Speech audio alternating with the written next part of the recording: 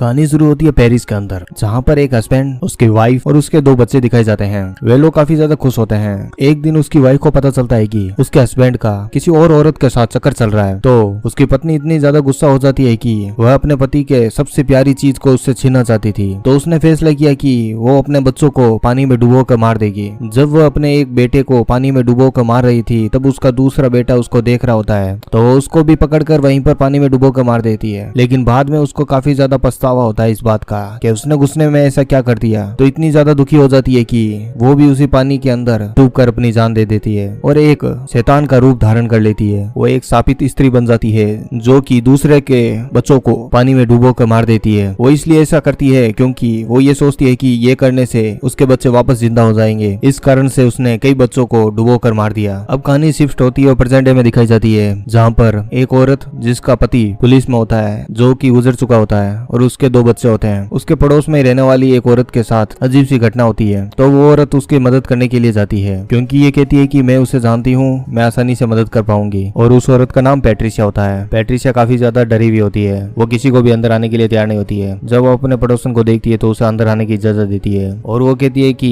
बस आज लास्ट दिन होता है, अब मैं सब कुछ ठीक कर दूंगी। पैट्रिशिया के गले में एक चाबी होती है जो कि स्टोर रूम की चाबी होती है। जब एना को इस स्टोर से अजीब सी आवाजें सुनाई देती है तो एना पैट्रिशिया से उस चाबी को छीनकर उस स्टोर को खोलने की कोशिश करती है, लेकिन पैट्रिशिया चिल्ला के मना करती है। लेकिन पुलिस वाला अंदर आ जाता है और वो पैट्रिशिया को पकड़ लेता है। एना उस दरवाजे को खोलकर बच्चों को बाहर निकालती है तो बच्चे कहते हैं कि हमें उस औरत से बचाओ। लेकिन एना को इस बात का समझ नहीं होती है कि वो किसकी बात कर रहे हैं। वो शापित स्त्री की बातें कर रहे होते हैं। अब जब बच्चों को दूसरी जगह पर शिफ्ट कर दिया जाता है और एना पैट्रिशिया को पुलिस के हवाले कर देती है। अगली सुबह ही खबर आती है कि वो दोनों बच्चे पानी में डूब कर मारे गए। एना को इससे काफी ज्यादा धक्का लगता है। पैट्रिशिया एना को कहती है कि मेरे बच्चों के मौत की जिम्मेदार सिर्फ तुम हो। एक दिन के बाद मेरे बच्चे बच जाते, सिर्फ एक दिन की तो बात थी। और एना उससे पूछती है किससे, तो पैट्रिशिया कहती है लाल लोराना से। उसके बाद पुलिस वाले पैट्रिशिया को वहां से ले जाते हैं। कार में उसके बच्चे भी उसके साथ बैठे होते हैं। उसका बेटा डेड बॉडीज को देखना चाहता है। जब वो कार से बाहर निकलता है, लेकिन उसकी बेटी कार के अंदर ही सो रही होती है। उसके बेटे को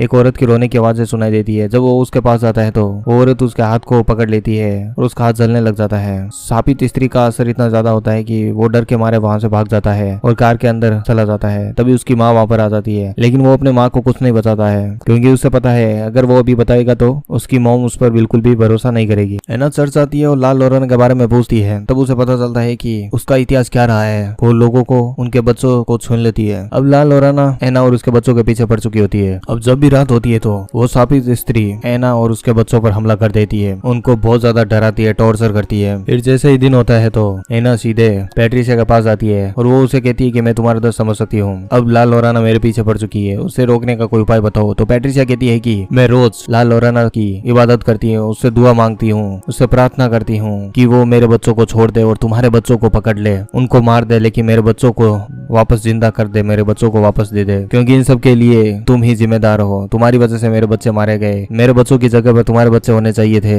जब डॉक्टर क्रिस के हाथ पर जलने के निशान देखता है तो ये सोचता है कि एना अपने बच्चों को टॉर्चर कर रही है और वो शिकायत पुलिस में कर देता है। तो एक इंस्पेक्शन के लिए उसके घर पर एक औरत आती है। वो पूछती है कि क्या तुम्हारी माँ तुम्हारे टॉर्चर करती है, तो बच्चे मना कर देते हैं और वो वापस चली जाती है। वहीं दूसरी तरफ हम देखते हैं कि लाल लोराना दिन ब दिन ताकतवर होती जाती है। वो उसके बच्चों को डुबो कर मारने की कोशिश करती है। जब एना अपने बच्चों को बचाने की कोशिश करती है तो लाल लोराना उसे भी जख्मी कर देती है। वो सीधे भागकर चर्च में जाती है। चर्च पर फादर से कहती है आप हमारी मदद करें। फादर कहते हैं कि हमें परमिशन लेने के लिए कुछ हफ्ते लग जाएंगे, इसलिए आप सीधे राफेल के पास जाएं, वो आपकी मदद कर देगा। राफेल पहले तो मना कर देता है, फिर बच्चों के कहने पर उन्हें बचाने की कोशिश करता है। राफेल हाँ कर देता है, सारा सामान लेकर उसके घर पर पहुंच जाता है। राफेल उनको कहानी बताता है कि लाल लोराना जब अपने बच्चों को मार रही थी तो वो फायर ट्री ही एक लोता वहाँ पर सबूत था जिसने ये पाप होते हुए देखा है और उसके भी आंसू गिर रहे होते हैं। उसी से ये क्रॉस बना है जिससे लाल लोराना काफी ज्यादा डरती है, उसकी शक्तियां कमजोर हो जाती है। वो चारों तरफ मोमबत्ती जगा कर बैठ जाते हैं। वो कहता है कि शैतान अंधेरे में ज्यादा ताकतवर होता है, रोशनी उसे कमजोर कर देती है। जब लाल लोराना आती है तो सारे मोमबत्तियां बुझ जाती है और वो बच्चों पर अटैक कर देती है। लाल लोराना किस को खींचकर बाहर ले जाने की कोशिश करती है। तभी वहाँ पर राफेल आ जाता है और राफेल लाल लोराना के फेस पर पवित्र पानी छिड़कता है जिससे कि उसकी आंखें जलने लग जाती है। और जब वो घर से बाहर होती है तो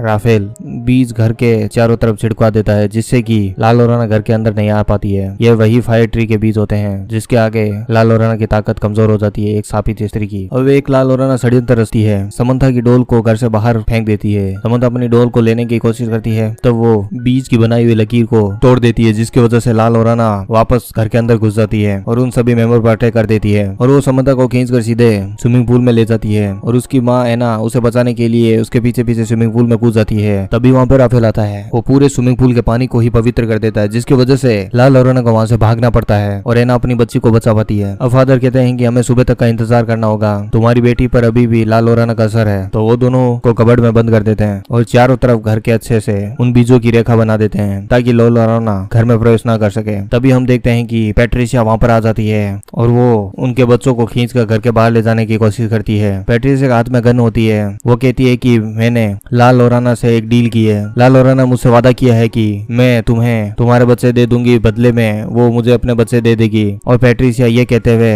जब बाहर निकलने की कोशिश करती है तो फादर राफेल उन्हें बचाने की कोशिश करता है, तो फादर को गोली मार देती है और उस बीजों की बनाई हुई रेखा को पैट्रिशिया तोड़ देती है, जिसकी वजह से लाल और राना वापस घर के अंदर प्रवेश कर जाती है और एना को तहखाने में बंद कर देती है और उसके बच्चों पर अटैक कर देती है। बच्चे जब सीढ़ियों से चढ़कर ऊपर छत पर चढ़ जाते हैं तब लाल और राना वहां पर पहुंचती है तो बच्चों के हाथ में उसका लॉकेट होता है, जिसकी वजह से लाल और राना पिघल जाती है। तभी फादर और उसकी मदर वहां पर आ जाती है छत पर, फादर के हाथ से क्रॉस गिर जाता है। जब लाल और राना उन पर अटैक करने आती है तो एना उस क्रॉस को लाल और राना के सीने में घोंप देती है, जिसकी वजह से वो शैतानी दुष्ट आत्मा वहीं पर मारी जाती है और इस तरह से एना अपने बच्चों को बचा पाती है। ये वीडियो पूरा देखने के लिए आपका बहुत बहुत धन्यवाद दोस्तों।